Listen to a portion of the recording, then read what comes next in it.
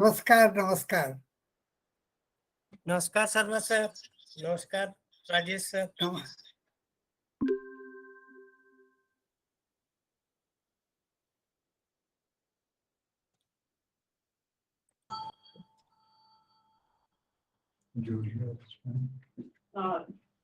Good morning, everybody. I welcome all of you to lecture number 36 of the 53rd Foundation Day lecture series.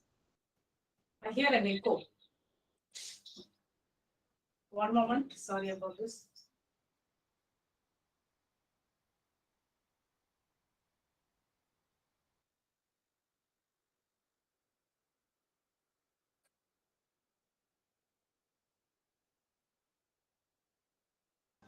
Good morning once again. I welcome all of you to lecture number 36 of the 53rd Foundation Day lecture series.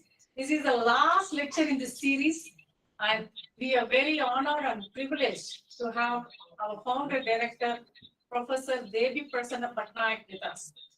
And we also have our former director, Professor Rajesh Deva with us. We request Professor Sachdeva to chair this session. And I believe Professor Shailendra Mohan is also with us. I welcome all of you here once again on behalf of the Institute. Before I request others to say a few words, let me introduce Professor Pattanayak. Professor Debi Prasanna Pattanayak needs no introduction. Nevertheless, for the benefit of the youngsters who may listen to this lecture after 10 years or maybe after 15 years, I would like to introduce him briefly to this august audience online. Dr. Pattanayak, as he's fondly known by all of us, is not only a linguist, but also a literary scholar, an educationist, and also an activist. He studied Odia language, literature, and culture, linguistics, anthropology, even law. That's impressive that he had a 3-year and also a 3-year diploma in French. His PhD was from Cornell University in 1961.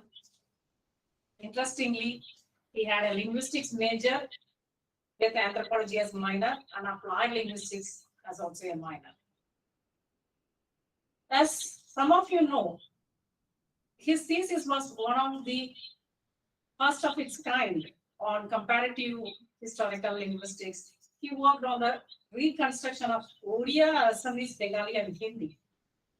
In those days, such thesis was a very rare phenomenon. Personally speaking, he comes from a Gandhian family. He had diverse experience in his childhood. His father was also working with Mahatma Gandhi, so we can imagine where he had got his leadership qualities and all the abilities of an administrator and also a scholar. He has always been establishing records wherever he went. As a student, he was a gold medalist in both BA and MA, and also he secured a gold medal in various other universities, one of them being Utkal University. As most of you know, he is our founder director, our beloved director. So first of all, our respects to you, sir, and once again, we welcome you. He was awarded Padma Shri in 1987 for his contribution to formalize and add Bodo language to the 8th schedule of our constitution.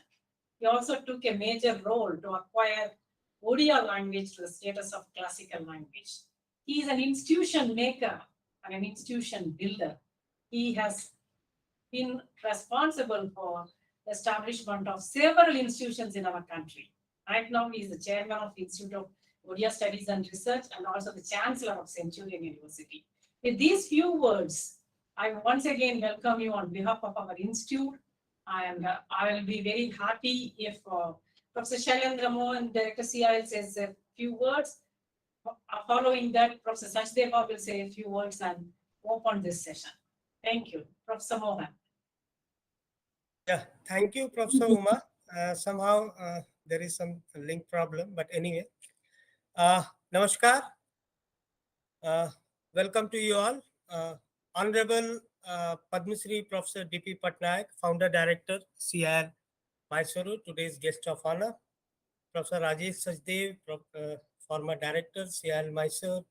Professor Sarmaji, my earlier colleague at Deccan College. Uh, Esteemed colleagues at the CIL, friends and virtual participants. It is an honor and privilege to welcome Professor T.P. Pattanayak, Padma Shri Professor, and I take this opportunity to extend a warm welcome to Professor Pattanayak to speak on multilingualism and multilingual education. It is indeed a great moment for all of us to listen to Professor Pattanayak ji on this occasion, and we are thankful to him for agreeing to deliver this lecture under the occasion of 53rd Foundation Day lecture series that is organized by Central Institute of Indian Languages, Mysore. Thank you, sir, for delivering this last lecture that is 36th in this series. And I also thank Professor Umarani for conducting these 36 lecture series online to for the 53rd Foundation Day lecture series. Sir, we know that CIL Mysore for the last 52 years engaged in promotion of all Indian languages, and CIL works on all the aspects of language development, especially in the context of National Education Policy 2020, which clearly reflects the affirmative action plan that Government of India has for multilingualism and multilingual education. I hope the lecture by Professor Pattanayak ji today will give us insights that what we have achieved in last 50 years and what our future goals should be to look into the multilingualism in India as well as the multilingual education. So once again, we are thankful to you, sir, for sharing your valuable time with us. Namaskar once again, sir. Welcome, sir. Over to you, Professor Uma. Thank you. Thank you, Professor Mohan, for that wonderful welcome to our Professor Pattanayak. Now I request Professor Sachdeva to chair this session, which is one of the historic sessions on this series, and also say a few words before Professor Pattanayak gives his lecture. Dr. Pattanayak, so nice to see you. I'm so happy to be given this chance to chair a session. Dr. Pattanayak is the founding father of the institute. He himself is an institution. You see, he's not an individual out there. He's an institution who has nurtured in many of us the value of mother tongue.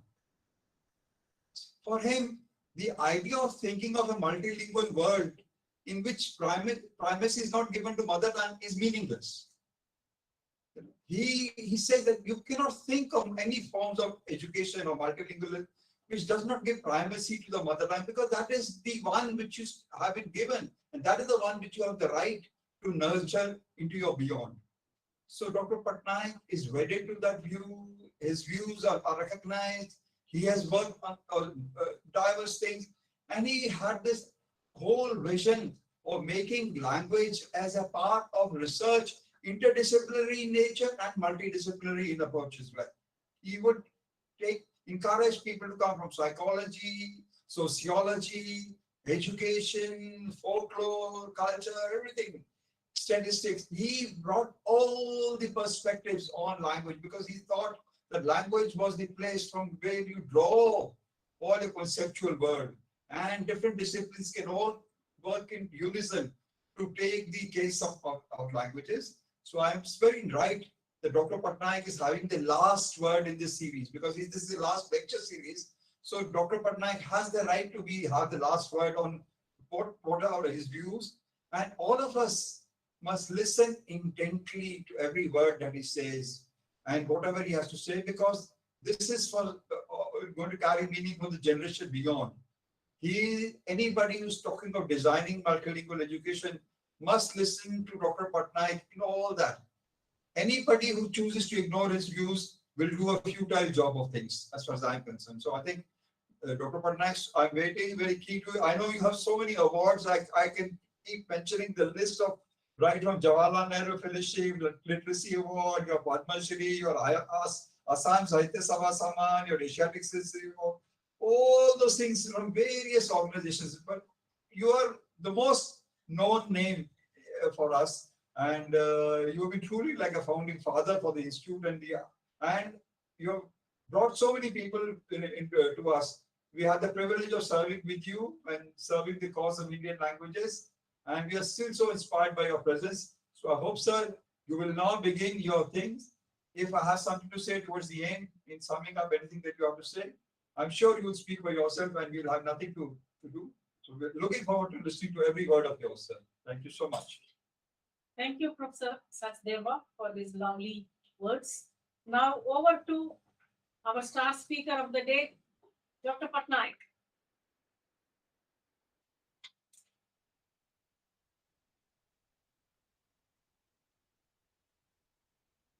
So you have to unmute yourself. You are unmuted. We can't hear you.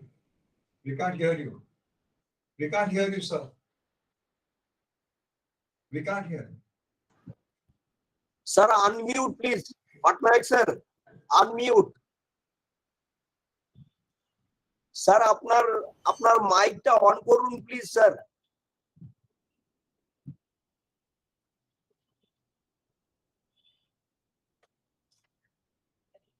I think somebody needs to call him up. That would be better.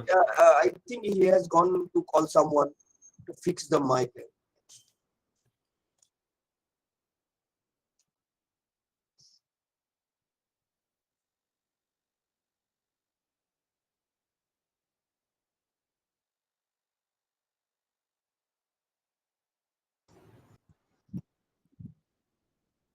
Sir নিচের দিকে দেখেন লাল লাল।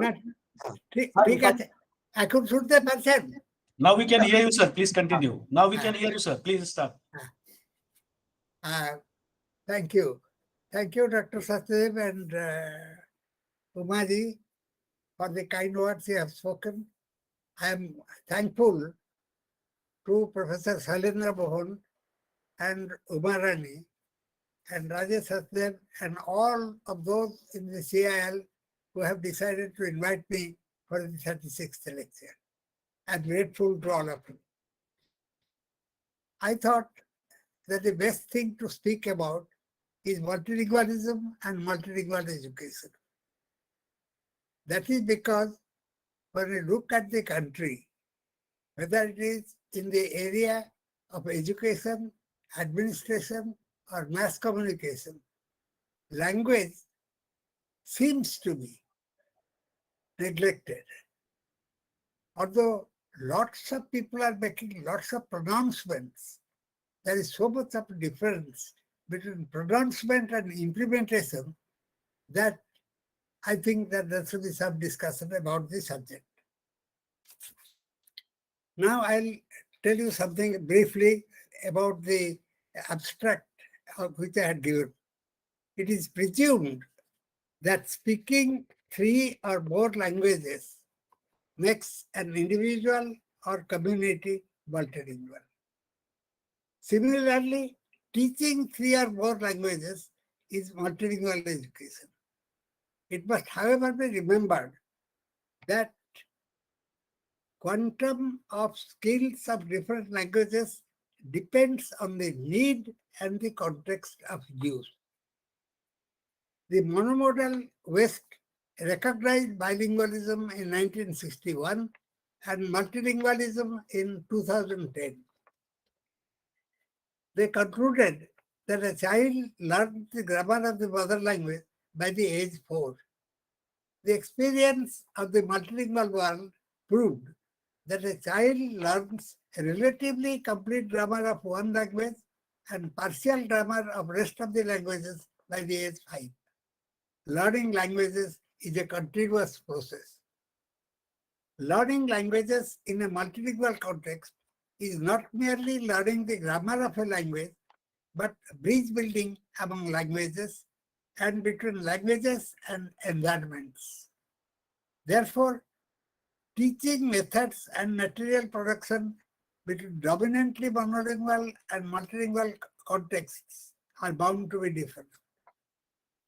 The designation of languages as first, second, and foreign languages creates confusion. First, second, third languages are designated on the basis of the order of introduction in a school. The results in the mother language and a foreign language being designated as first or second language.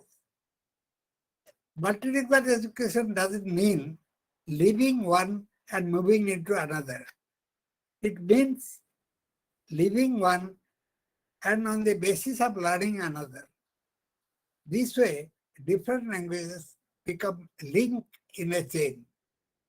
Listening and understanding are the foundation of language learning. Speaking, reading, and writing are acquired and used according to need.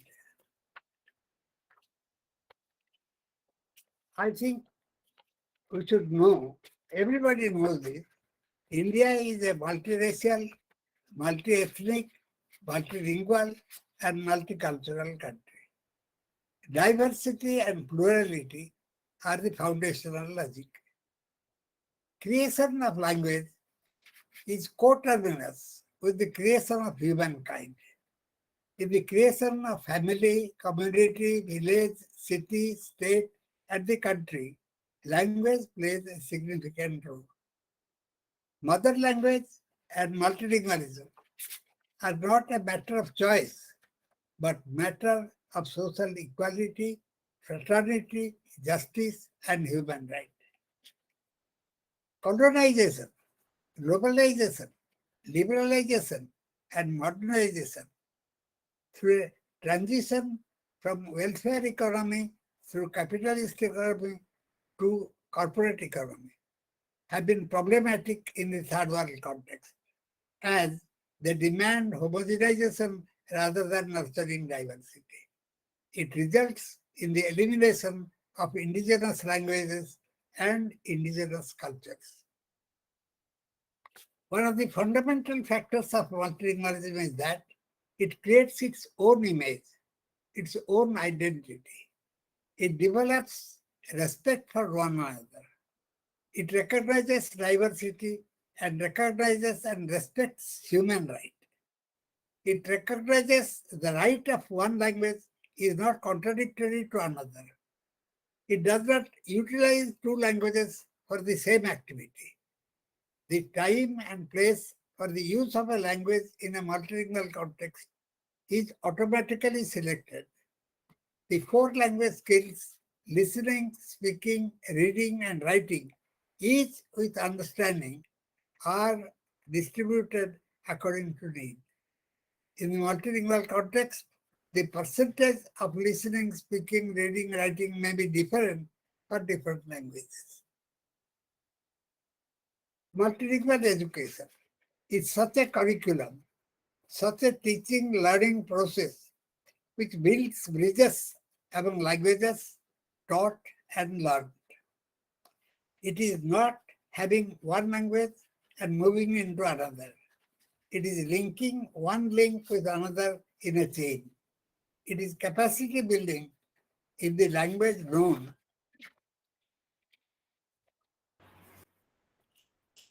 by the child and the languages of the environment. Mother language being the known language of the child, it is the foundation of multilingual education. Multilingual education links the local language, areal language, state language, national language, and the international language in a multilingual context. Western education is content that a child has controlled the grammar of his or her mother language by the age of 4. We, the colonized multilingual people with a monomodal mindset, go on repeating the Western view. In reality, a multilingual child controls the complete grammar of one language and partial grammar of 3 or more languages. These languages, the multilingual child uses, learns before going to school and without tuition. I would give one example from my experience. The Odia word I know for ant is Pimpudi. Once a woman from another area used the word Chanti. I was a young child of 6 or 7.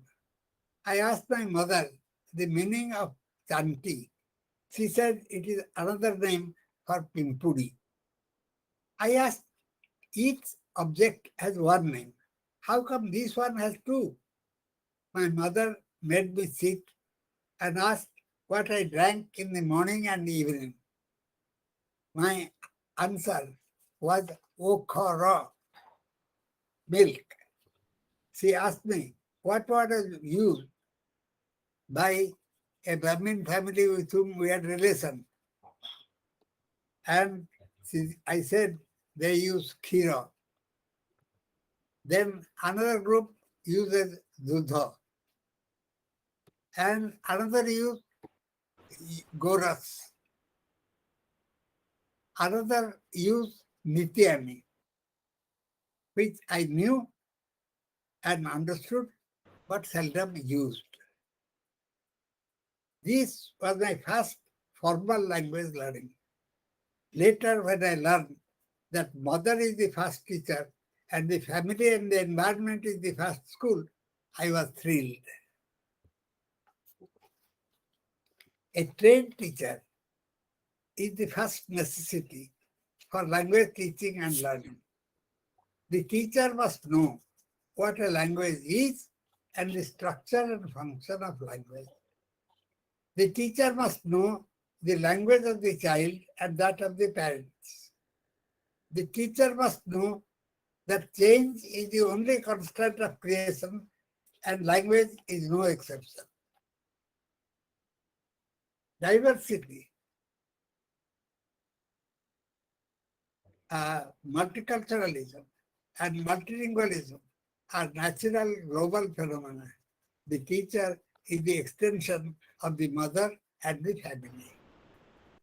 The teacher has an important role in the teaching learning of languages in the classroom. If the teacher is untrained and knows nothing about the relationship of the home language of the children with their school language, then he or she cannot be a successful teacher. If the teacher doesn't know the difference between pronunciation and spelling, between reading and recitation, how can she teach? If the teacher doesn't know that the language of knowledge depends on the knowledge of languages, how can an untrained teacher build bridges between the school on the one hand and the home and the community on the other? I'll give you an interesting experience of mine. I went to a school. I asked a student I asked whether she knew how to read. She said, yes, she knew how to read. I said, there was a book lying in front of her. I said, read page 8 of your book. So she asked me, shall I read with the book open or with the book closed? I was taken by surprise. I said, I have seen people reading with book open. I have never seen anybody reading with the book closed. Will you please read with the book closed? She closed her book, closed her eyes, sat for 2 minutes in silence. Then she started reading what she thought she was reading from top to bottom without a single mistake. And the teacher was very happy. She said that, look, she has read the whole page without a single mistake. I said, are you sure that she read the book? He said, you saw she read it before you? I said, she didn't read it before me. What was she doing when she was keeping her eyes closed? So she was worried. I said, she was trying to remember the first word of page 8. As soon as she remembered the first word, she recited the whole page. Therefore, our teachers do not know the distinction between reading and recitation.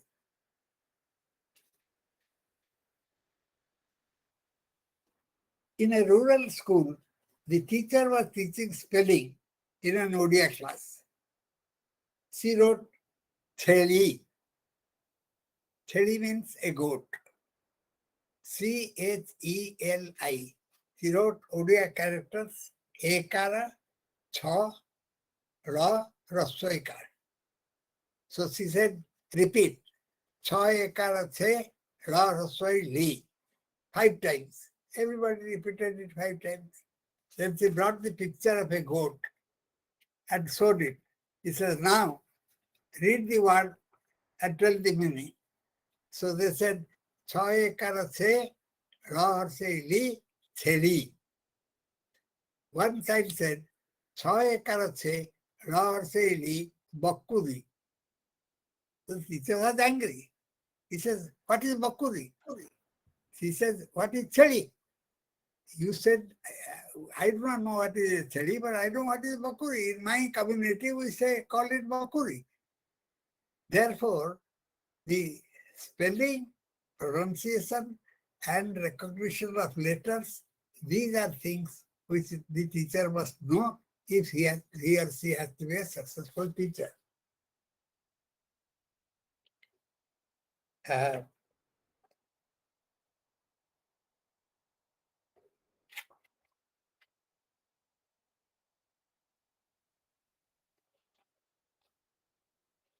So here, the difficulty is that the difference between the school language and the environmental language is not known to the teacher.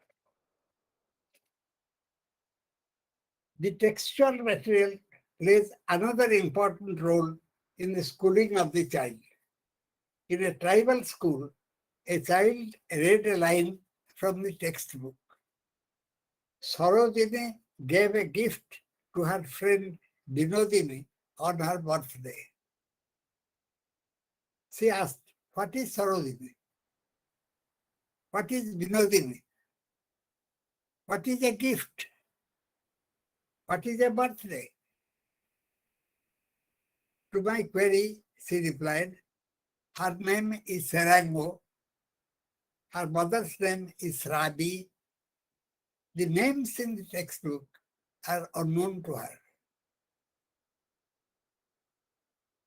And the celebration of birthday and gift are quite foreign to her community.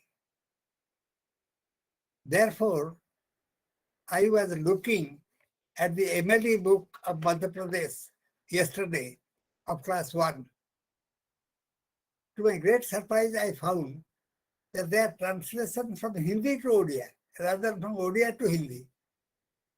Therefore, many words which are in Hindi are unknown to the Odia child. So, material production as well as classroom teaching, as well as the parental language, the child's language, are things which the teacher must know.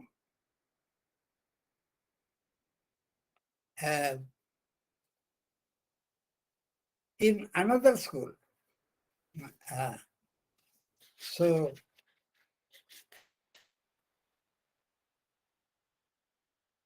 as we see, merely reciting is not reading, and recitation is not reading, reading is not recognizing letters, words, and sentences. So therefore, when we talk about multilingual education, we must keep all these things in view. On the eve of the International Mother Language Day, UNESCO released its list of endangered languages in the world. With 196 languages in the list, India has the maximum number of endangered languages for any country. The National Knowledge Commission recommends democratization of English by making English available in all schools in India. Look at both these statements. And while we are discussing about multilingual education, we must bear both these views in mind. On the one hand, the danger signal raised by the UNESCO about the possible loss of diversity, and on the other, in the name of liberalization, modernization, and globalization, English is being promoted by most countries in the world, and particularly in central and state governments in India. At the same breath, they are talking about science and technology. You see, while we are talking about democratizing English and spreading English all over the country, at the same time, we are talking about science and technology.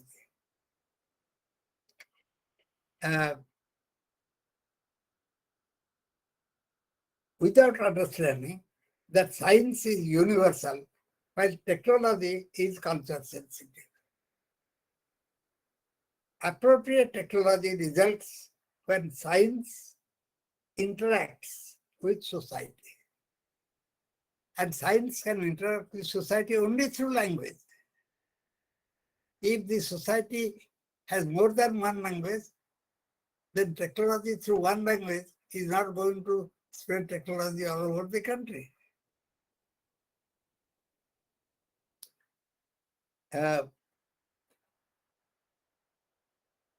Language is the only medium through which such interaction can take place. If English pushes out the Indian languages, how can appropriate technology develop? India is home to 4,694 communities, including 75 indigenous tribal communities, speaking 1,652 mother tongues, approximately 324 languages, between 200 and 700 languages, depending on how one counts. This language heritage of India is preserved by equality, fraternity, and complementarity. Because these are very important to understand if you want to talk about multilingualism. The Nobel laureate Amartya Sen has said that the minimum requirement for the development of a country is education. Another Nobel laureate for peace, Nelson Mandela, has said that war is not necessary to destroy a nation. You destroy its education system and the nation is destroyed. Keeping both these perspectives in view, the post-colonial Machiavellian system we adopted was designed to destroy the traditional education system of India. This is something which nobody is discussing. Macaulay has categorically stated that those who come out of the system would be Indians by birth, but would be British in manners, morals, and value systems. By declaring English as the only language of knowledge and development,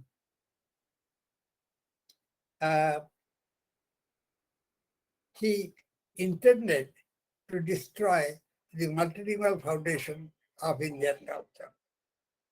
We have been producing only such people, or only such educated elite with Western mindset since independence. We have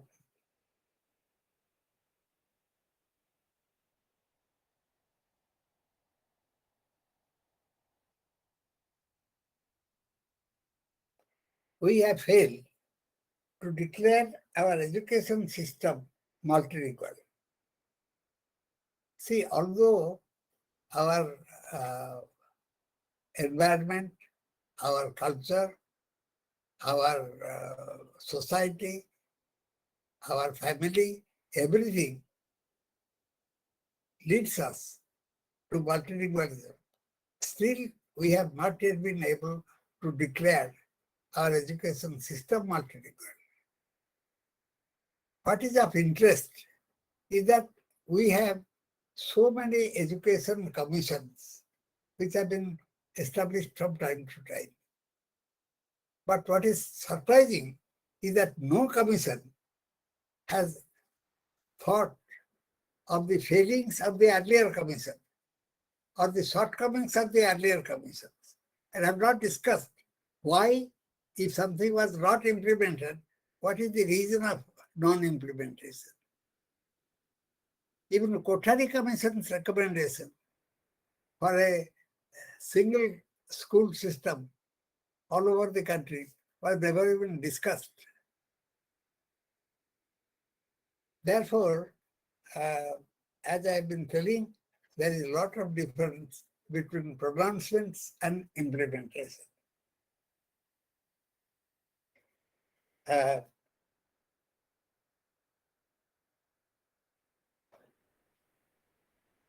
We have failed to declare our education system multilingual. Therefore, Indian education and culture stand on the crossroads. The future of India is a big question mark. I would stop here and let people discuss and come out with whatever comments and suggestions they have. Thank you so much, Dr. Pattanayak. I'm glad you made powerful points and not a PowerPoint presentation. You had so much to say, and I've been thinking over your whole conception of it, with the live examples from your childhood, with your mother being the teacher and your home being your first school, and the whole community, and all your learnings from various this thing.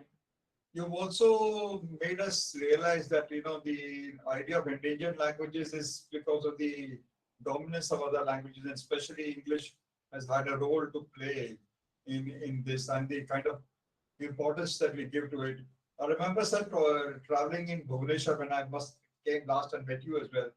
There was an auto driver with on his back. There was a thing called English Mania Academy. In Bhubaneswar, he had an academy called English Mania, and I thought that he had very aptly the name of that academy was very very revealing. So that's the whole idea that the kind of extra importance that we have given to English. I think nobody's ever going to set aside the importance of mother tongue. Perhaps English is here and many people may want to learn and all that, but giving it undue importance and situating it in a hierarchy over and above others is what you have all your life been questioning and trying to set aside the hegemonic role that English has been playing. So I think with these very important thoughts that you have given us, may I invite all of you who are listening to respond to Dr. Pattanayak and have your questions. I'm sure Dr. Pattanayak will be willing to take up the case and talk with us more on this. May I request the House to respond, interact? Is there a layout?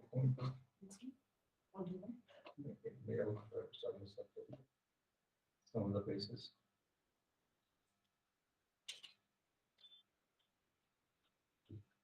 Are there other people around who would like to ask questions?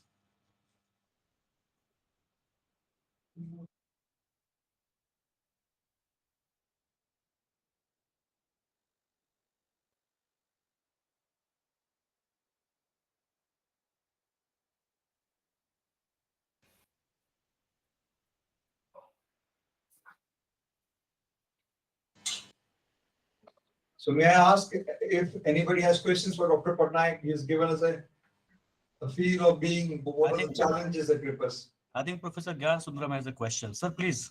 Yes. He is raising his hand. Yeah, please. It's not a question. We have been listening to Dr. Pattanayak for many years, and whenever he speaks on multilingualism or multilingual education, definitely he makes a point to introduce newer insights. Today also, though I have been listening to him for several years, today is a feast of his lecture is a feast, in the sense that certain new ideas have been promoted by Dr. DPP. First of all, I would like to thank him on behalf of everyone. And my observation and my question is very simple. As far as the indigenous people or the tribal people are concerned, way back, we in the institute, under the leadership of Professor Debi Pattanayak, has promoted what is known as bilingual education model. Now, what is the stand as on today? Does he think that still he can validate the point of bilingual education, or he wanted to have a departure from that stand? Dr. Pattanayak, sir. You see, I don't think it is either this or that. It is either bilingual education or monolingual education or multilingual education. If we declare our education system multilingual, then depending on the need, we can start with bilingual education and end up in multilingual education. That one child has to learn more than 2 languages is absolutely acceptable by everybody all over the world. But what is the problematic is that when we impose one language over another in a hierarchical scale, that becomes problematic. See, we are not against English. We are against English being imposed on our people. I'll give you one example. As soon as we started the CIIL, I had suggested to the CIEFL, of whose board of governors I was a member, I suggested that there is no need to have 10 years education in all over the school. We started English in standard 6. And from standard 6, the English that we knew was enough for us. What we studied after that was enough for us to go and do research in England and America. Therefore, there is no need to have English from standard 1 to 10. But there was great resistance to this. Reducing the time was not easily acceptable by people. But still I created sufficient pressure, beginning from the Prime Minister of India, so that they had to take up a program. I had given them 2 programs, English for special purposes, English 120. English 120 was meant for auto rickshaw drivers, taxi drivers, and railway station coolies. This was published and very well received all over the country. But the other one was English 400, which is equivalent to English from 1 to 10. This English 400 was registered. But after a lot of pressure, they started working on it. And whatever was the product, they sold it to an African country. So whatever is the result of our research was not available to our people. It was available to an African country.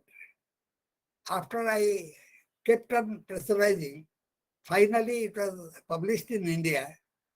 Oxford University published it at 4,000 rupees a set. Who can pay, how many children can pay 4,000 rupees and buy a set? Then subsequently, I understand that Orient Black Swan republished it at 5,000 or 8,000 rupees a set. It is English 400. It is available in the market, I am told. I have not seen it. But you see, the whole point is that our Anglicized intellectuals are so pro-English that they are anti-Indian language. You see, when I wrote a letter to all the states saying that start English from standard 6, West Bengal was the only state which accepted my suggestion, and they started from standard 6. although there was great resistance from the teachers and administrators. But they started from 6. When the first batch of 6 to 10 reached 10, the last batch were 1 to 10 reached 10.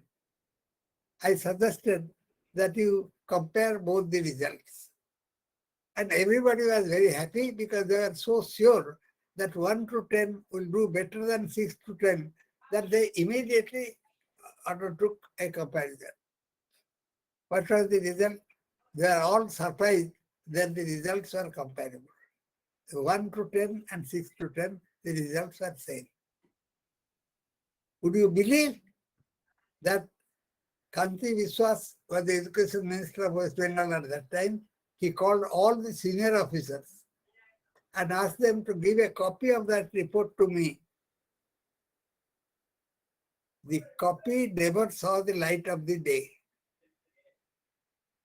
And after 1 year, they came back to standard 3. And then eventually I understand that they must have come back to standard 1.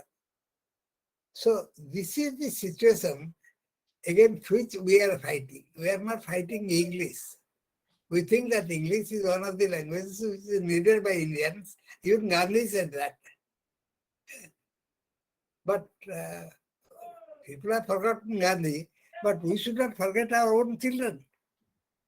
If we want that something should be done, then we must take a balanced view about language situation in the country. Because language is not only the medium of knowledge. Everything, all relationships are based on language. Therefore, if the future of India depends on the future of its languages. Now coming back to the tribals. It is a very, we have donated 2 words to the education vocabulary. One is mainstream. I keep on asking everybody, what is mainstream? I do not know what is mainstream. Is my language Odia the mainstream of the different varieties of Odia? Is Hindi is the mainstream of Indian languages? Is English the mainstream of all the languages of the world? What is the mainstream? We say that we bring the tribal languages to the mainstream. This is a very strange thing that I don't understand. Second, we have a university here, Kids University, which is one of the internationally known universities for being tribal education, for doing tribal education. What do? They bring the tribal education from out of their culture, from out of their language, keep them in a place, give them higher education in English. And if this is mainstreaming, I would rather not have education for the tribals rather than having such education, which destroys their language, their culture, their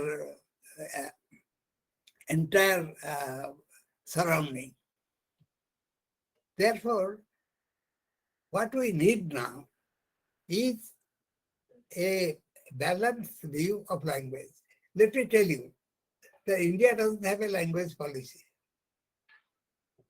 I don't know how many of you have seen the booklet written by Agnihotri about language in parliament. Yeah. But you see, there has been no discussion about languages in the Constituent Assembly or in the parliament. The discussion has always been English or Hindi. What will be the Rashtra Bhasha, Rajya Bhasha? But there also, there is no question of any balanced view that has emerged from out of it. When we started the CIL, we had 4 centers, which were eventually became 7. And these 7 centers we used for building bridges between the center and the states. The states were asked to choose a language other than their state language and send teachers who would be trained in these languages by us. And when they go and teach these languages in their states, they'll get 2 increments, which the CIL would reimburse them.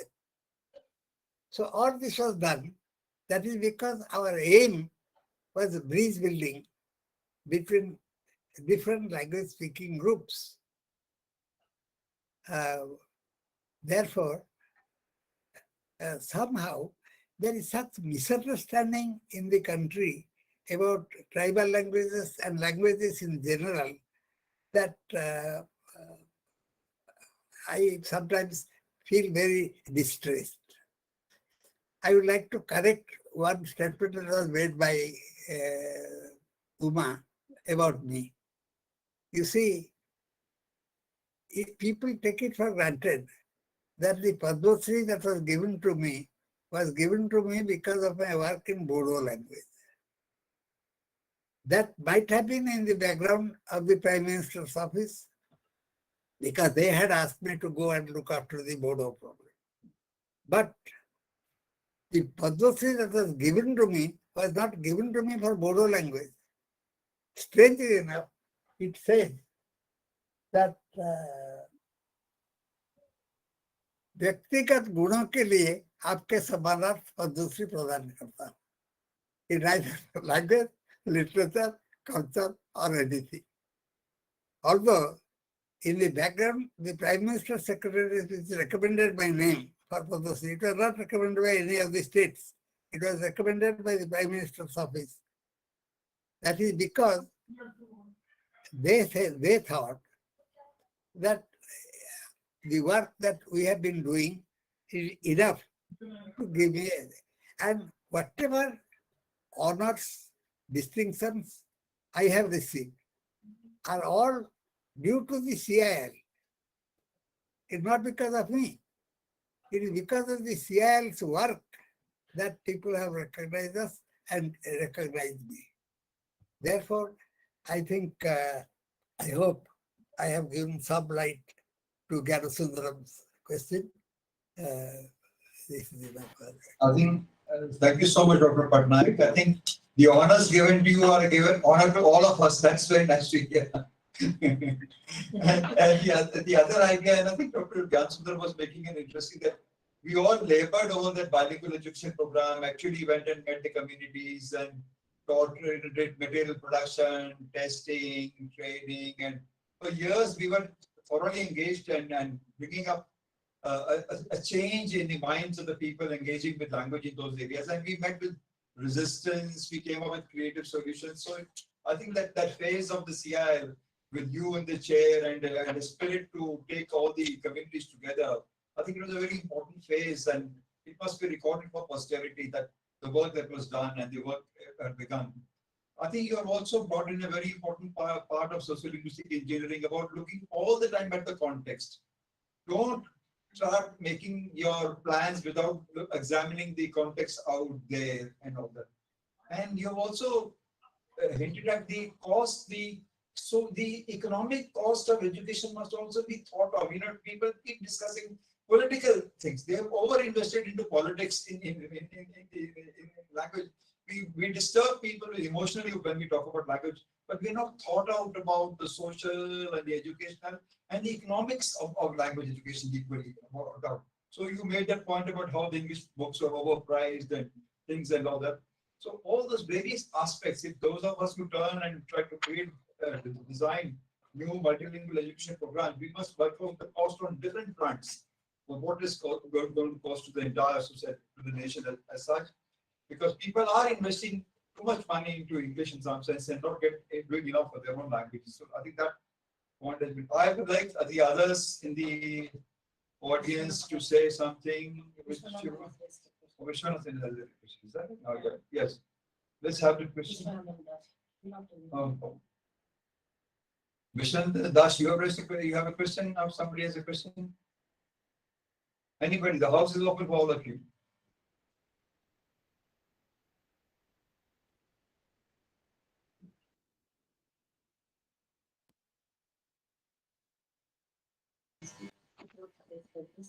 Pranam sir, I would just like to know something from Professor Pattanayak. Although I am very close to him, but I want to know in a general forum. Thank you very much, Professor Pattanayak. I just wanted to know the multilingual education you are talking about at school level or at college level, like professional education and other things.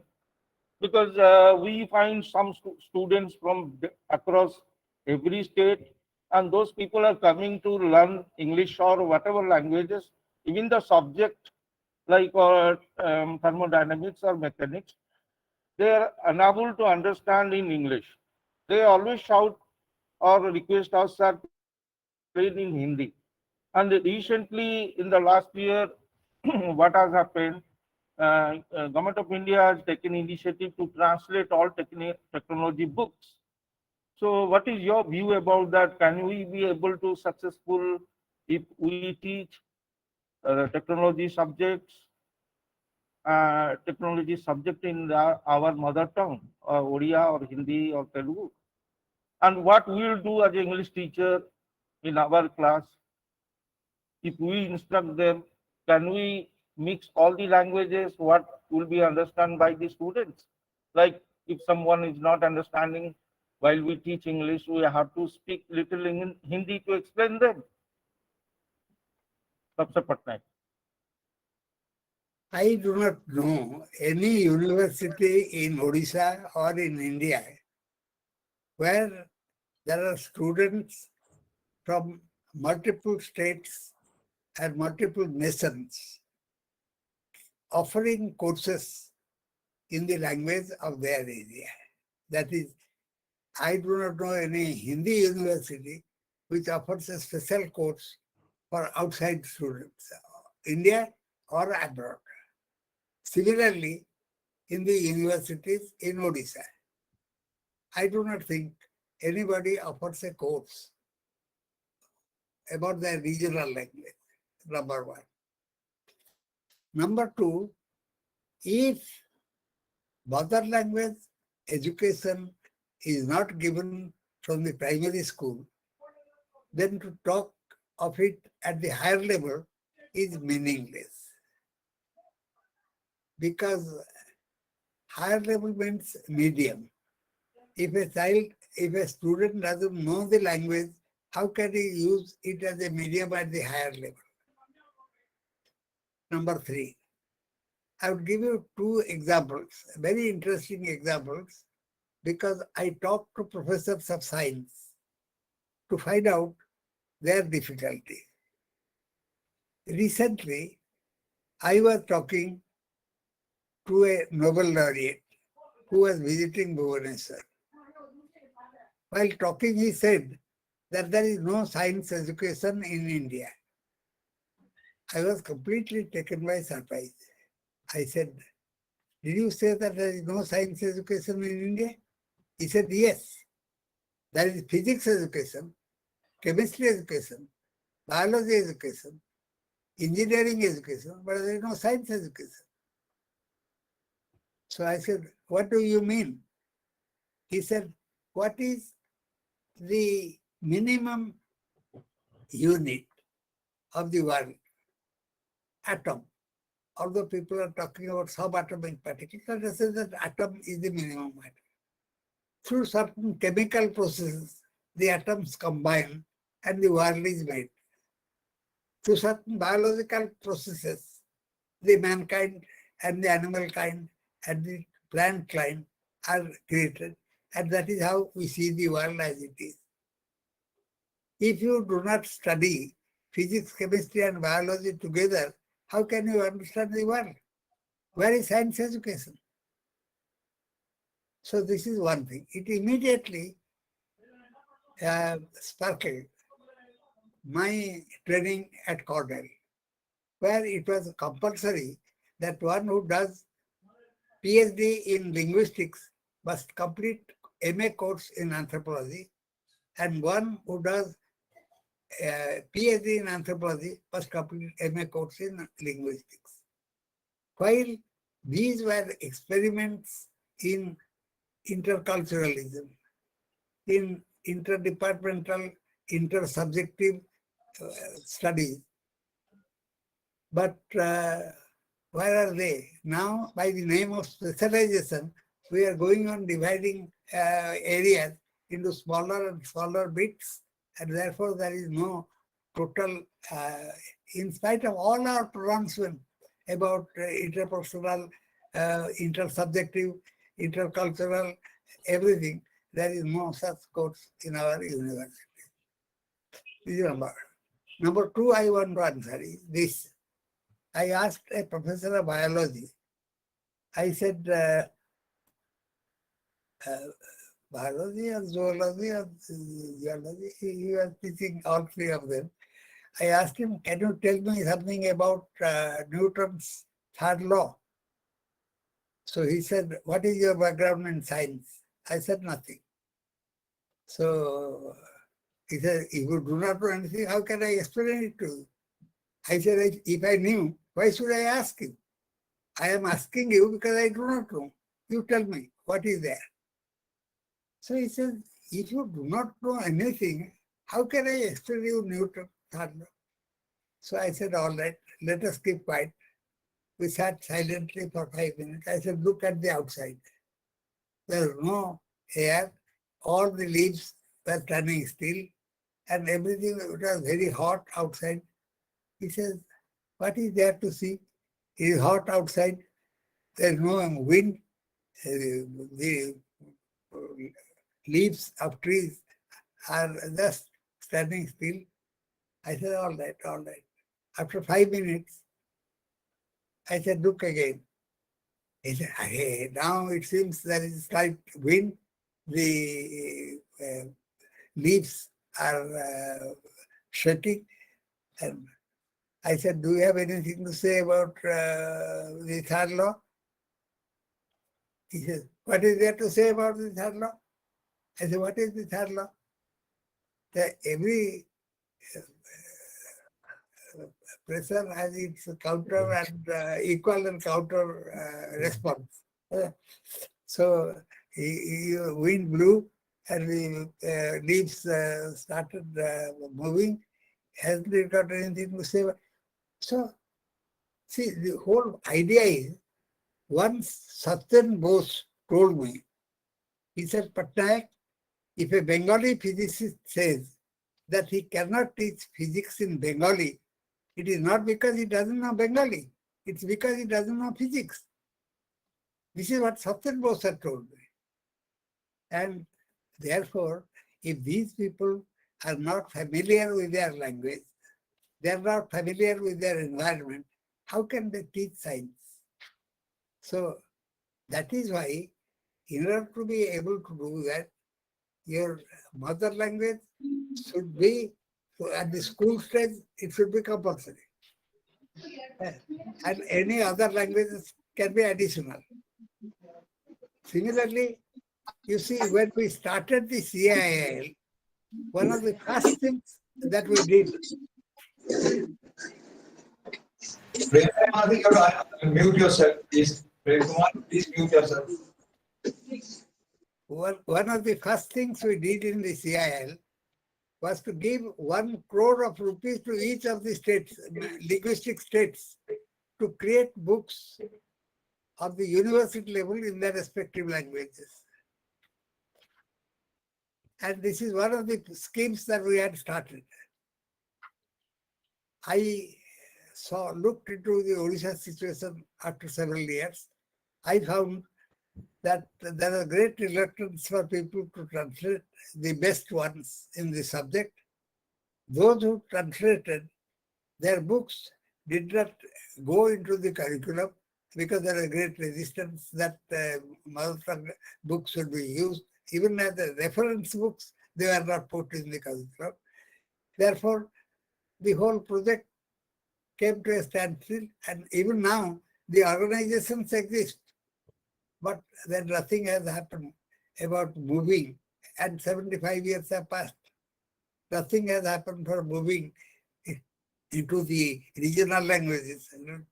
Forget about mother tongue, about regional languages in the higher education. Therefore, as I have been telling, you must start taking a balanced view about language use and see that languages are properly used in education. Sir, you have explained in a very good way, but one thing you have avoided to describe, what is this, the union has started translating the books, technology books into their mother tongue. In our, Odisha also, some people are translating books to Odia, so that the Odia instruction can be possible. In that light, how you think, out of your vast experience, it can sustain and continue in our state if the technology course is being taught in mother tongue like Odia? If the teachers cannot even explain, forget about teaching, even they cannot explain ideas, concepts in their mother tongue. Teaching through the mother tongue medium is a long way to go. Therefore, you see, now it is neither the time nor the place to see how Indian education was seen by Gandhi, by Rabindranath, by Vivekananda, by Jiddu Krishnamurti. They all saw Indian education in one way or the other. Yeah. Now that has gone. Therefore, there is no point in talking about this. Now, what is important to talk about it, one must understand what is a mother tongue. How can mother tongue be implemented at the elementary stage?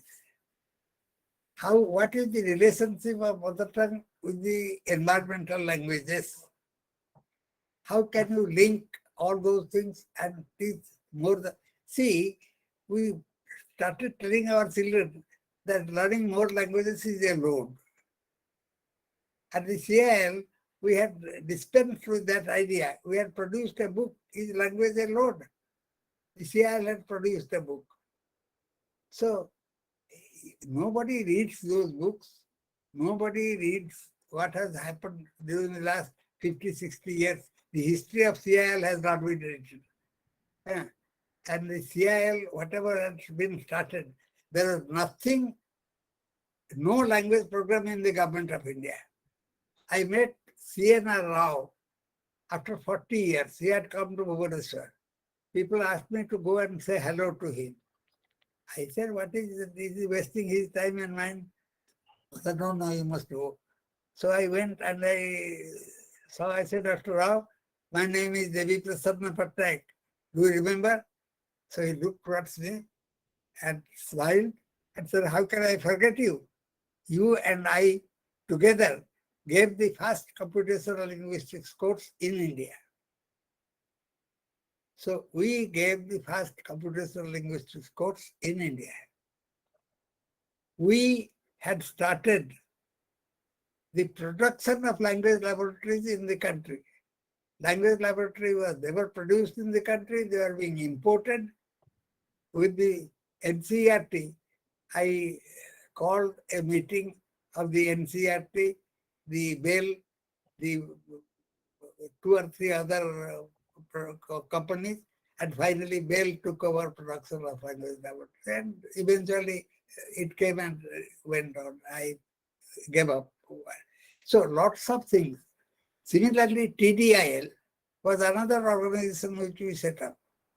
The CIL had set up all these things. I don't say that I set up. The CIL set up all these things. And we started the corpora program in all Indian languages by the TDIL. So lots of things we started and lots of things need to be done. But somebody somewhere must take a balanced view of the situation and decide what needs to be done and how they have to be prioritized. Thank you, sir. All right, thank you so much. It's been a very rich and rewarding experience, listening to Dr. Pattanayak for all things. See, I think we must all take pride in the fact that it was in India that linguistics sort of took form in a way, and because in the tradition, we are the ones who began to think of language not only as something related to our culture, which is much obvious, but we often took upon culture as a derivative of language. When that was interesting. We also took upon we understood the relationship between language and cognition. We talk about language and consciousness, and language and the whole cosmos.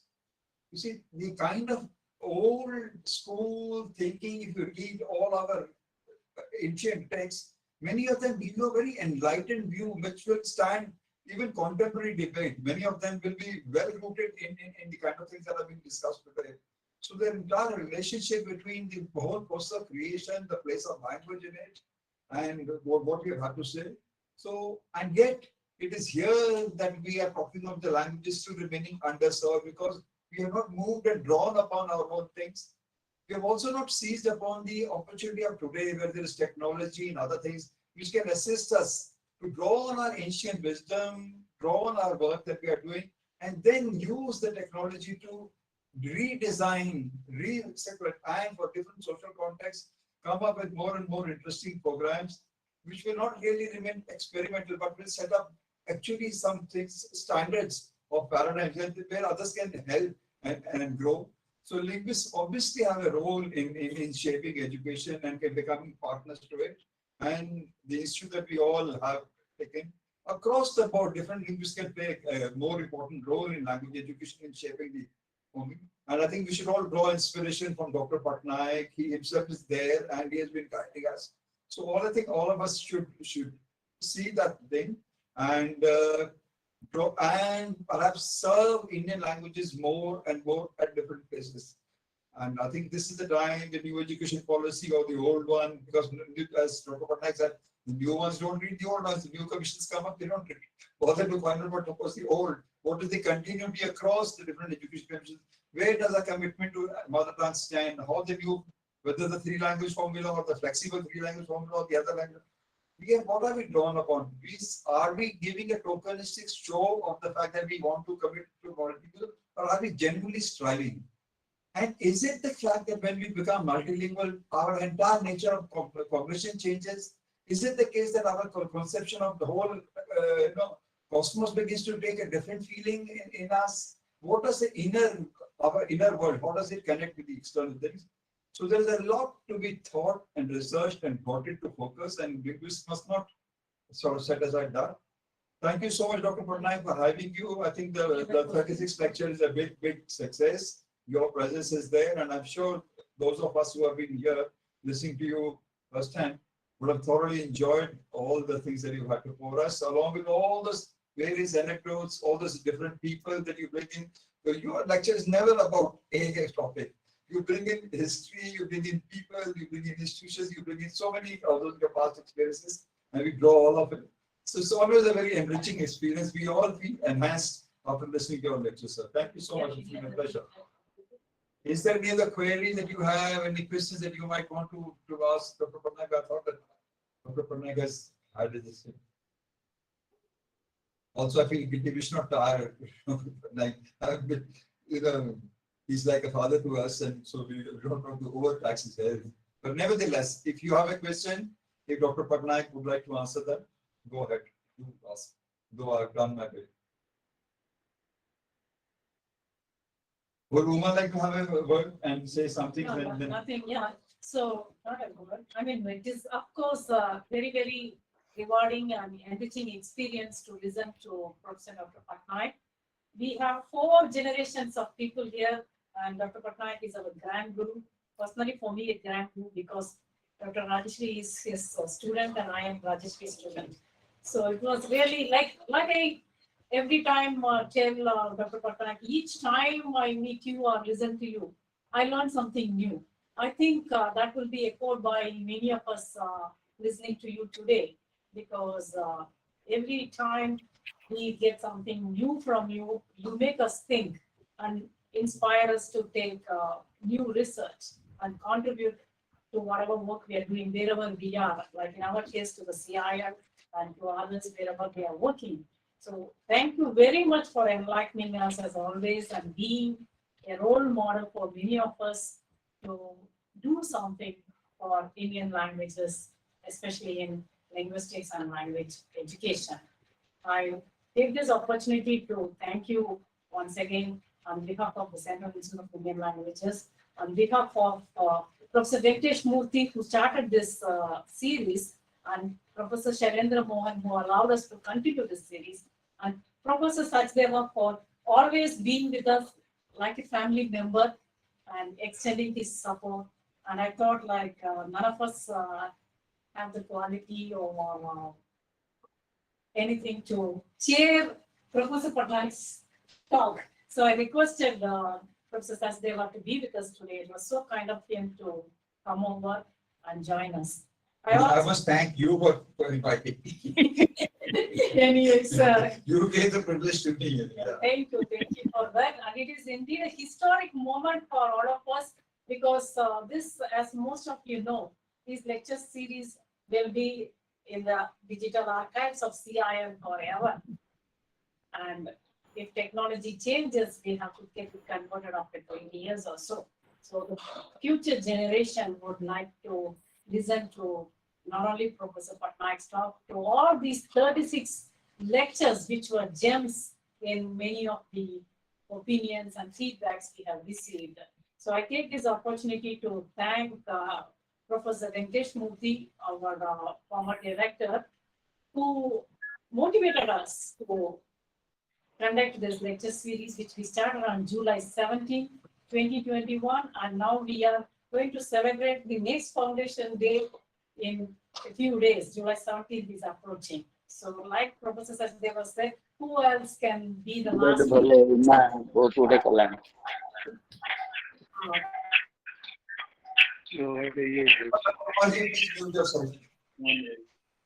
Yes, thank you, Professor Panda. So we are very honored and privileged that the last lecture and the last speaker of this series is our beloved founder director, Dr. Debi Pattanayak. I also take this opportunity to once again thank all the speakers from all the continents, right? Because we had people from all the continents speak at different time points. And this was possible mainly because of all the support received from the CI. And I extend my gratitude to all my colleagues, the academic and the non-academic staff, and especially 5 people I wanted to mention here, because since the mid-September onwards, these are the only 5 people who have been completely responsible and helping me conduct the series.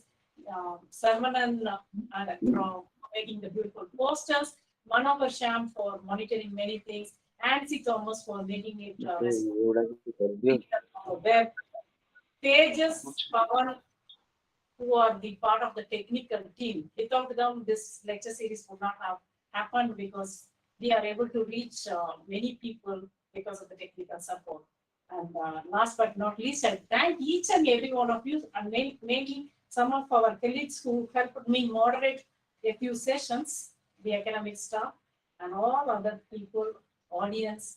We had 4 generations of people attending several talks at different time points. I once again thank all of you who are assembled here today for being with us and for making this a special historic moment. Thank you so much.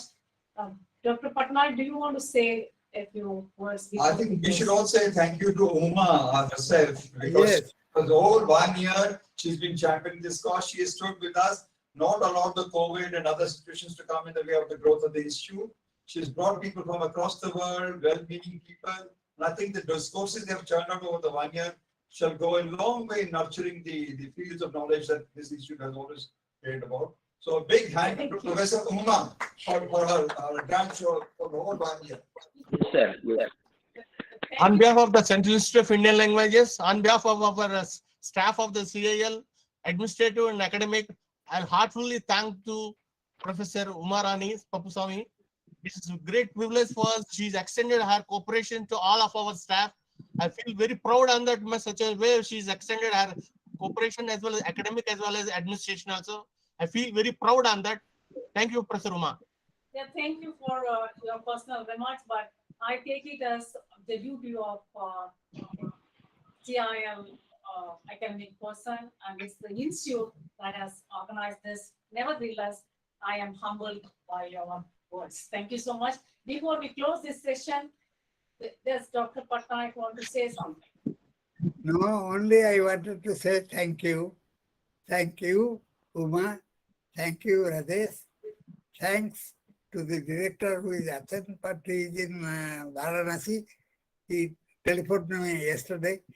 So I thank all the members of the CIL who are present or absent, who have helped in making it a success. All my friends whose faces I see and I recognize, but I don't want to take names. But I am thankful to everybody. And Thank you, sir. You can finish with this.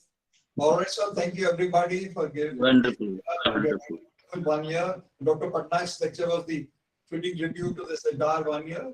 And I'm so happy it's happening very close to the foundation day because his ideas will remain part of the foundation of this institute, and all of us will go again and again on what he's had to say today as well. and it's likely that I'll be there on the foundation day. Oh, wow. Yeah. Looking forward to that possibility, sir.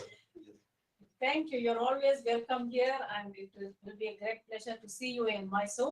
Thank you, one and all. Have a lovely day. Bye. See you again in some other occasion in CI. Thank you all. Thank you.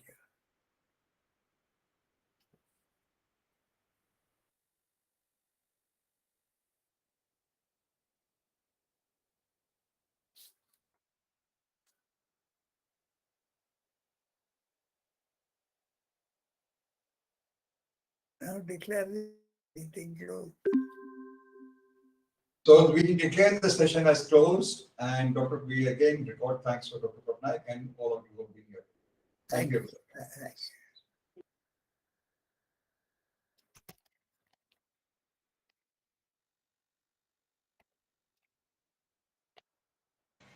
This one.